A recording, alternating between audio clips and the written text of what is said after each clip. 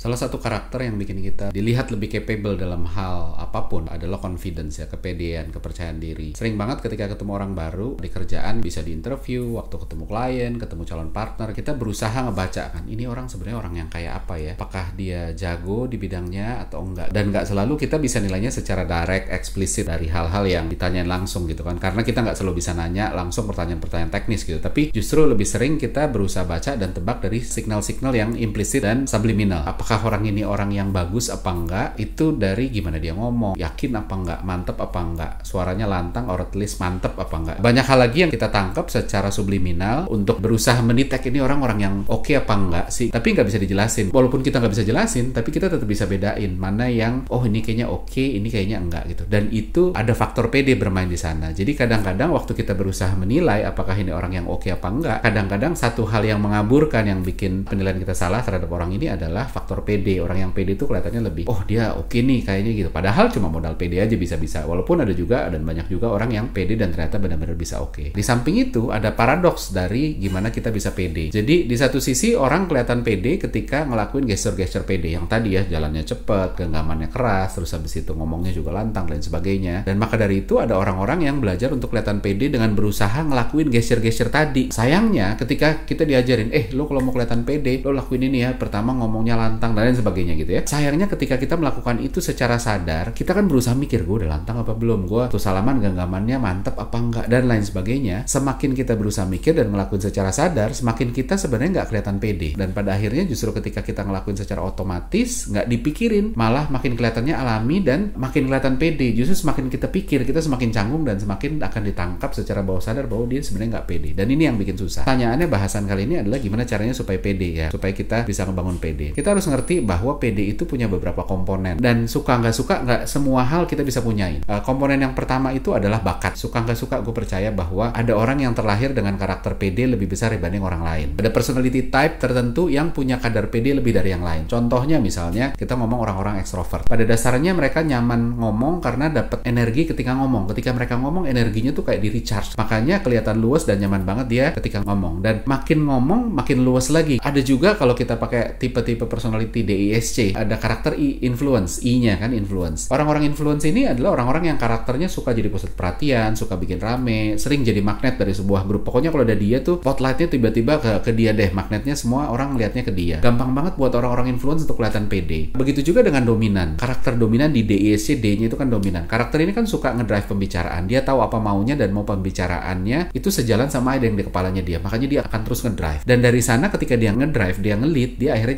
jadi mudah kelihatan pede. Kita pasti punya teman-teman yang kayak gini gitu, yang emang pede dari lahir, yang emang dari lahir aja udah pede gitu. Kasarnya begitu brojol juga dia udah langsung pede. Dan ini kelihatan banget. Walaupun kita juga punya teman yang nggak punya bakat ini, nggak punya bakat pede. Dan karena ini given, jadi ya sayangnya nggak semua orang bisa punya. Dan kalau lo nggak punya ini ya udah nggak apa-apa, it's okay. Tapi intinya lo nggak punya kesempatan untuk punya pede selangit karena ada satu komponen yang mungkin lo nggak bisa maksimal. Tapi masih ada 3 aspek lain setidaknya yang masih bisa kita kejar dan kita bisa tutupin gitu ya, walaupun tetap nggak bisa full. Nah terus komponen kedua untuk PD adalah jalan hidup. Gue menyebutnya jalan hidup. Jadi PD ini juga bisa muncul ketika dilatih, terutama dilatih secara nggak sengaja, secara bawah sadar. Suka nggak suka, jalan hidup kita ini kan mempengaruhi level kepedean kita ya. Contoh misalnya, gue punya orang dekat, suami istri, suaminya udah almarhum, suaminya waktu zaman dia hidup, dia sebegitu dominan. Apa-apa dia yang putusin. Sampai baju apa yang dibeli sama istrinya dan yang dipakai sama istrinya, itu dia yang putusin. Istrinya baik banget, sayang banget sama suaminya, dia selalu nanya, yang ini oke nggak, yang itu oke apa nggak. Dan suaminya yang itu aja deh gitu kan. Dia sebenarnya bukannya mau mendikte, tapi ya karena istrinya selalu nanya dan dia juga mau ngebantu, akhirnya dia begitu. Terus akhirnya makin lama itu jadi kebiasaan, dan sampai baju apa yang dia beli, baju apa yang dipakai sama istrinya itu dia yang tentuin. Mungkin karena si istrinya juga orang yang nggak berbakat pede, jadi malah kebantu ketika ada suaminya yang putusin, oh yang ini aja ya, nggak usah bingung mutusin. Dan termasuk juga gini, kan kita juga hidup sehari-hari, lo lihat deh, perempuan itu biasanya mau makan aja nanya, lo mau makan ini nggak? Yang sebenarnya dia yang mau makan, tapi dia selalu ngajak teman. Jadi emang karakter laki-laki dan perempuan begitu. Nah, apa yang terjadi selanjutnya? Setelah si suami meninggal, udah tidak ada, si istri kan harus putusin banyak hal dalam hidupnya sendiri, yang tadinya selama ini diputusin sama si suaminya. Abis itu dia ditanya sama anak-anaknya, Bu, ini kalau ini mau milih yang ini apa yang itu? Pokoknya setiap ada pilihan ditawarin ke ibunya. Terus abis itu dia selalu bingung dan nggak pede. Dia diam mikir kayak nggak tahu harus milih apa. Itu menggambarkan bahwa ketidakpedean si istri ini bahkan dibangun dari jalan hidupnya yang selama ini dipilihin. Nah, sebaliknya juga ada orang dekat gue juga dibesarin di keluarga yang demokratis, praktis, anaknya jarang banget diperintah ya harus ini harus itu sama orang tuanya. Apapun yang dimauin si anak ini, dia bisa bicarain sama orang tuanya tanpa orang tuanya ngedikte atau maksa. Bahkan ketika orang tuanya nggak setuju atas pilihan anaknya, orang tuanya cuma bilang ya pada akhirnya terserah kamu, tapi kamu baiknya pertimbangin nih ada beberapa konsekuensi seperti ini. Kalau kamu udah tahu konsekuensinya dan masih mau jalanin, ya udah jalanin aja. Yang penting kalau nanti suatu saat konsekuensinya terjadi ya kamu jangan ngeluh, kan kamu udah diingetin dan kamu udah tahu bahwa akan ada konsekuensi itu. Dan apa yang terjadi, anak ini jadi anak yang PD-nya bagus banget. Dia berani ambil keputusan, dia berani punya pendapat dan mengutarakannya, dia berani jadi orang berbeda, nggak harus sama dengan orang-orang di sekelilingnya. Jadi nggak apa-apa gue punya pemikiran, punya pilihan yang berbeda. Jadi kepedeannya dibangun dari sana. Jadi jelas jalan hidup kita itu ngebentuk karakter kita, dan PD adalah karakter juga yang dibentuk seringkali secara nggak sengaja, secara bawah sadar, bertahun-tahun, berulang-ulang setiap hari. Dan dari situ tertanam kuat. Maka dari itu, buat yang udah berkeluarga, hati-hati didik anak, hati-hati perlakuin orang-orang yang hidup sama kita, entah pasangan, anak, istri, orang tua, dan lain sebagainya ya. Jangan-jangan kekurang pedean orang-orang deket kita, anak kita, istri kita, suami kita, itu jangan-jangan juga bentukan kita, karena kita hidup sehari-hari sama mereka dan kita memperlakukan mereka dengan mengambil alih keputusan-keputusan yang sebenarnya harusnya mereka yang ngambil, tapi kita ambil alih, terus akhirnya dia jadi nggak pede. Sementara contoh yang kedua tadi, kita kasih ke mereka untuk ya udah lu, tugas gue cuma kasih tahu konsekuensinya apa, dan habis itu lo mau putusin silakan gitu. Terus akhirnya dia jadi pede. Yang ketiga adalah kita ngomongin soal penguasaan topik. Pede nggak selalu nempel di orang. Dua hal tadi kan nempelnya di orang. Nggak jarang pede ini juga jadi kontekstual. Kita pun pasti gitu ya, pede untuk satu bidang tapi nggak pede untuk bidang yang lain. Dan ini terjadi karena kombinasi dari salah satu atau bahkan dua hal, yaitu experience dan knowledge. Contoh misalnya, lo orang asli Bali, terlahir di keluarga yang kerja di bidang pariwisata. Dari kecil, dari zaman lo kecil, itu bapak ibu lo tuh selalu kerjanya di pariwisata di Bali ya. Jadi lo tahu apapun soal pariwisata Bali, mulai dari sewa mobil, harganya berapa, hotel yang bagus apa, destinasi bagus, tempat makan enak, dan lain sebagainya. Sampai musim liburan kapan lagi high season, kapan low season. Lalu lo kerja sebagai marketing officer di sebuah perusahaan. Bos lo ini orang yang pedenya pol, ilmunya kuat. Begitu ngomongin marketing lo nggak pede, karena lo anggap aja lo fresh grad ya, terus lo kerja di sana, lo nggak pede, lo akan biarin bos lo ini yang pengalamannya lebih ini untuk ya udah dia ngelit gitu ya, lo iya aja, oh gitu ya kalau ngomongin marketing. Tapi begitu suatu saat ada kesempatan ngomongin traveling ke Bali, lo mendadak jadi lebih pede. Lo akan lebih pede bahkan ngadepin bos yang pedenya selangit, simply karena lo nguasain materi, lo tau apa faktanya, jadi lo nggak takut ngomong. Dan penguasaan materi ini didapetnya dari dua hal tadi, pengalaman sama knowledge. Nah, maka dari itu kalau lo mau pede di kerjaan, kalau lo punya dua yang tadi ya, bakat sama jalan hidup lo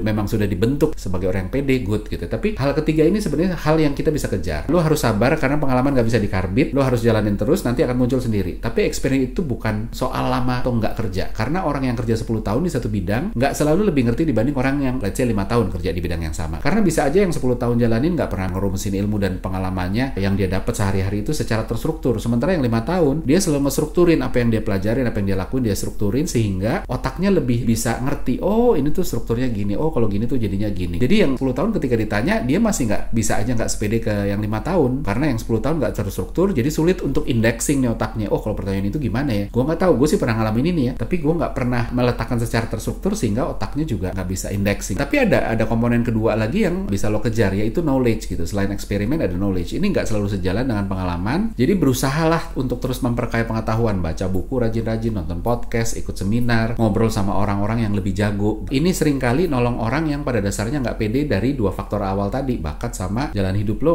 tidak dididik di lingkungan yang membuat lo jadi pedenya selangit. Maka hal-hal ini tuh bisa ngebantu lo untuk lo punya ketolong lah, pedenya nggak hancur-hancur banget. Dan orang-orang yang pedenya di sini aja itu jauh lebih menyenangkan ketimbang yang pede dari lahir sama yang dari jalan hidup. Kenapa? Karena biasanya kalau pedenya kontekstual, karena dia punya modal pengalaman dan pengetahuan, orang-orang seperti ini biasanya tahu menempatkan diri gitu ya. Jadi dia nggak pede dan mendominasi di bidang yang dia nggak gitu ngerti. Sementara kalau dua yang pertama, dia bisa offside, pede dan dominan banget di bidang-bidang yang sebenarnya dia nggak ngerti juga. Terus habis itu yang keempat adalah safe space. Pada akhirnya orang jadi pede ketika tidak ada ancaman. Analoginya gini, lu jago berantem, terus lu masuk suatu perkampungan yang katanya banyak preman. Terus begitu lu sampai sana, ternyata premannya begitu lu lihat, ya premannya badannya kecil, kurus, nggak punya senjata tajam pula. Maka lu nggak anggap itu sebagai ancaman kan? Dan walaupun katanya mereka suka main fisik, buat lu juga ayo aja, gue nggak takut sama sekali. Kecil-kecil gampang lah, pede lu akan tetap tinggi. Tapi beda ketika lu masuk perkampungan yang banyak preman, dan begitu sampai sana, premannya itu bener-bener badannya segede-gede aderai gitu ya, tato di seluruh badannya atau di mukanya ada bekas-bekas luka, bekas jahitan, dan maka pede lu akan turun. Wah, lebih gede dari gue lagi gitu kan, dan kayaknya ini brutal nih. Balik lagi ke poin awal, kita berusaha menilai lingkungan, dan kalau hasil penilaian kita di bawah lingkungan, maka pede kita turun. Dimanapun kita berada, pede juga ditentuin sama lingkungan, ada ancaman apa enggak. Jadi tadi preman-preman itu kan ancaman, kalau lihat oh ini ancaman nih, maka pede lu turun. tapi kalau lihat aduh ancamannya kecil nih, enggak lah, nggak apa-apa. Maka dari itu nggak masuk akal untuk leader expect timnya untuk pede, tapi dia sendiri misalnya dominan, tapi dia sendiri marah-marah, dia nggak nyitain safe space itu tadi. Misalnya ketika dia mau kasih feedback, ayo dong ngomongnya lebih keras dong, tapi ngomongnya dengan marah-marah, jangan nggak pede gitu dong, tapi marah-marah, tapi pakai bentak-bentak. Awas ya kalau nggak pede gue pecat lo ya. Nah gimana orang mau pede kalau lo aja ngancem begitu, lo nggak kasih safe space. So kontradiktif, orang omongannya itu eksplisit nyuruh pede, komunikasi implisitnya dari gesturnya, dari tone-nya itu bikin orang jadi takut pede, dan biasanya orang seringkali pegang yang implisit karena itu ancaman yang kita nggak bisa ukur yang implisit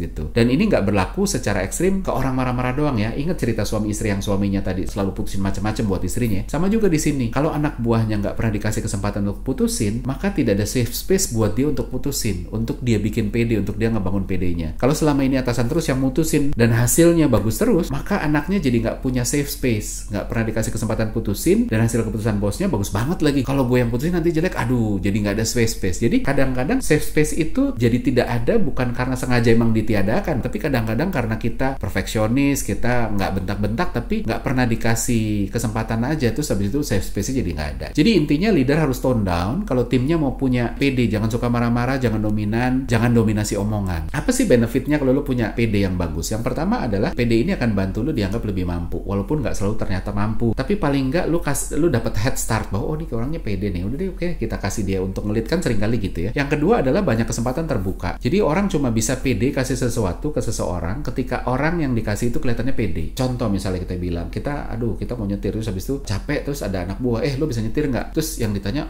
nyetir ya, gimana ya? Nah, udah kalau lo dijawab pede gitu udah nggak dikasih nyetir. Bahkan walaupun lo jago nyetir, tapi ketika ditanya, lo bisa nyetir nggak? Boleh yuk, sini gue setirin deh. Maka lo akan dikasih karena lo ngelihatnya pede. Maka dari itu pede itu seringkali membuka kesempatan, karena kalau lo nya aja pede sama diri lo sendiri, orang akan lebih pede sama lo. Kalau orang aja nggak pede soal dirinya sendiri, gimana orang mau pede sama lo? Benefit yang ketiga adalah, ini bisa konteksnya dua mata pisau ya, tapi kita ambil dari sisi positifnya dulu. Ketika kita harus berhadapan-hadapan berinteraksi di kerjaan, kita butuh nego, kan kita maunya adalah apa yang kita mau dipilih. Ketika kita pede, maka lawan negosiasi kita pedenya bisa turun, dan kecenderungan lo untuk menang akan lebih besar. Jadi dari sisi positifnya, kepedean lo itu bisa membawa lo untuk lebih menang ketika negosiasi, karena lo punya pede yang lebih baik dari orang lain dan akan nurunin pedenya dia. Tapi di sisi lain, ini juga jadi kelemahan, karena kalau lo butuh orang yang berinteraksi sama lo juga terbuka dan bisa kasih view, karena kepedean lo akan bikin dia nggak banyak ngomong, dan itu jadi hal yang negatif, termasuk nggak kasih tahu kesalahan kita gitu. Kalau lo terlalu pede, terus orang-orang tim lo yang harusnya lo berharap, ingetin gue ya kalau gue ada blind spot, akhirnya mereka jadi nggak berani ngomong gitu, dan itu jadi bahaya, itu jadi kekurangan. Nah terus kekurangan yang kedua adalah ada beban pembuktiannya. Jadi kesempatan selalu sepaket sama tanggung jawab. Lo dikasih kesempatan, ya lo harus tanggung jawab. Jadi menangin satu kesempatan itu bagus lewat PD, tapi kalau lo nggak bisa buktiin kepedean lo bahwa oh ini memang orang ini pede, artinya harusnya dia bisa, ternyata dia nggak bisa, itu bahaya. Dan level PD lo itu berbanding lurus dengan ekspektasi orang. Jadi makin lo pede, ekspektasi orang makin tinggi, artinya pembuktiannya harus makin wah. Kesimpulannya, PD banyak bawa kesempatan, tapi juga harus punya konsekuensi, tahu porsi aja seberapa lo harus punya confidence, dan gimana jadi orang yang confidence yang nggak intimidatif untuk orang-orang di sekitar kita. Karena kita juga butuh mereka, dan kita harus kasih ruang buat mereka untuk confidence levelnya mereka naik. Kita juga harus sadar betul kekurangan kita di mana dalam rangka bangun PD. Kejar yang lo bisa kejar, misalnya penguasaan topik. Sadar betul bahwa lo punya andil terhadap level of confidence orang di sekeliling lo. Jangan jadi pembunuh confidence-nya orang.